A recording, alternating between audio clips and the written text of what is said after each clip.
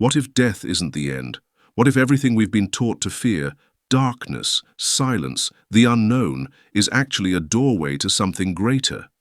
Carl Jung, one of the most insightful minds in modern psychology, didn't just theorize about life after death, he claimed to have seen it. This isn't fiction, not a sermon, not mystical fluff. This is the real account of a man who brushed against the veil of existence, crossed the boundary of life, and returned with revelations that could shift the way you view everything, from the purpose of your struggles to the mystery of your soul. Before we dive in, take a moment. Ask yourself, what lies beyond your final breath? In 1944, Carl Jung suffered a massive heart attack. As doctors rushed to stabilize him, something unexplainable happened. He later described a moment when his consciousness quietly slipped away from his physical body, not as a dream or vision, but as something startlingly real. He said, "It felt like everything I once clung to, desires, fears, ambitions, peeled away like old skin." Jung saw himself from above, floating weightlessly, watching the medical team below.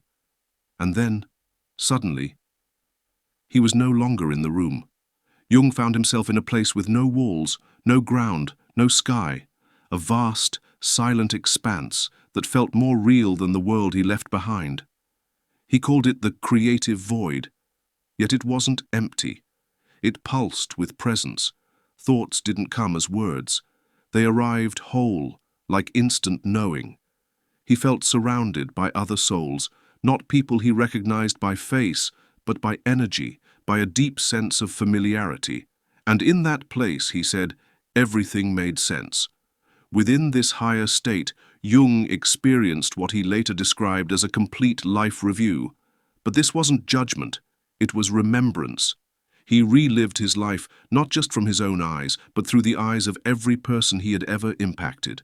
Every kindness, every wound, every silence. "I saw who I truly was," he said, "not as others perceived me, but as I had lived, breath by breath. And the feeling, not guilt, not pride, just truth, pure, unfiltered awareness." When Jung finally came back, he didn't feel reborn. He felt reduced, as if the vibrant, infinite reality he had touched was more true than anything he'd known on Earth. He began to repeat something to those close to him. Real life is not here. We are just travelers, students, guests in a much bigger story. His tone wasn't poetic, it was exact. He hadn't dreamed, he had remembered. Jung described astonishing visions, dimensions layered like veils of light and shadow. Some realms felt serene and still, like quiet lakes at dusk. Others pulsed with change, movement, transformation. And souls didn't go where they were sent. They arrived where they belonged, drawn by their inner light, their vibration. Not judged, just matched. In private, he told students, "You don't get punished, you get revealed." Jung's most profound insight wasn't about deeds, it was about intentions. A soul didn't carry its resume. It carried the truth behind its actions. A lie, even unspoken, weighed heavily. A loving act, even unseen, lifted like wind. The afterlife, he said, isn't a verdict. It's a mirror. You meet not a god, but yourself, raw, unmasked. And that self, it invites you, not condemns you, to grow. What struck Jung most wasn't just the peace he encountered, but the desire of souls to return, to be born again, to feel joy and fear, pain and hope, not as punishment, but as an echo of a deeper yearning, to evolve, to remember, to love more completely. He described the return to life not as a command, but as a symphony of will, light, energy, memory, and purpose converging to become a person. "You are not here by accident," he said. "You are here by choice." Jung emphasized this wasn't about belief, it was about remembrance. He didn't ask people to follow. He invited them to feel. Sometimes after speaking about these visions, he would quietly cry. Not from fear, but from a sorrowful beauty, like returning from a place more awake than this one. He wrote, The most difficult thing is not dying. It's returning to this world and pretending you didn't see. He described death not as a jolt, but a release, like letting go of a long-held breath. At first, you see your body, the people around you, your own face, but it begins to feel distant. Then something calls, not a sound, a warmth, not blinding but comforting. It pulls, not with force, but with peace, and in that moment you realize you still exist, you still are, only clearer. According to Jung, souls are greeted, not by angels, not by relatives, but by presences beyond form, not visible, but unmistakable. You don't see them, you feel them, and in their presence your life is opened, not as a list of events, but as a wave of emotion. You feel everything you ever made others feel: pain, love, joy, sorrow, not to be punished, but to finally understand. Jung spoke of souls who couldn't move forward, who clung to their name, their identity, their grief. These souls remained in what he called the grey light, not in torment, but not at peace. It was a hallway with no door, waiting for one thing, a choice: to let go or return. And some did return, not out of fear, but love. Jung revealed that what lifts the soul isn't knowledge or achievements or even suffering. It's love, the kind of love that endures pain, that chooses forgiveness, that asks for nothing.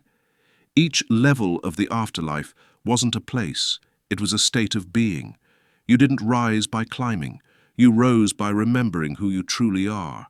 And beyond all levels, Jung said, there is silence, not emptiness, not darkness, but a presence without shape. He called it the breath of the universe, a place without names or memories, just essence, just light. There, you are not a person, you are the soul before it had a name, merged with the source of all things. But reaching that place isn't easy. Even in death, we carry chains: regret, anger, fear of being forgotten. Jung saw souls wander, held back not by others, but by themselves. Yet in their sorrow, they were not alone. Helpers appeared, not as saviors, but as reminders. You are more than this, they whispered. You are loved. From the other side, Jung saw that souls choose everything: their parents, their country, their path, even their struggles. Not because they must, but because they can. Life isn't a punishment, it's an invitation to heal, to feel, to wake up. You are not a body looking for meaning, he said.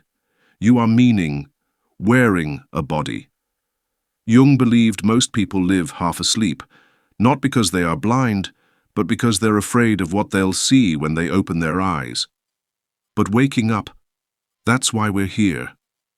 Not to be perfect, not to be powerful, but to be light, even when surrounded by darkness.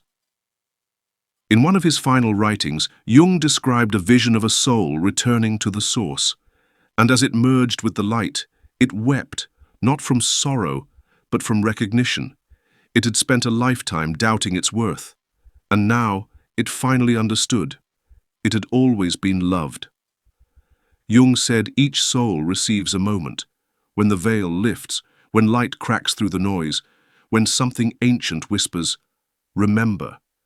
And if you felt anything while hearing this, any stirring deep within, this may be that moment for you. Not a coincidence, not just another story. A sign, a call, a chance to come home to yourself.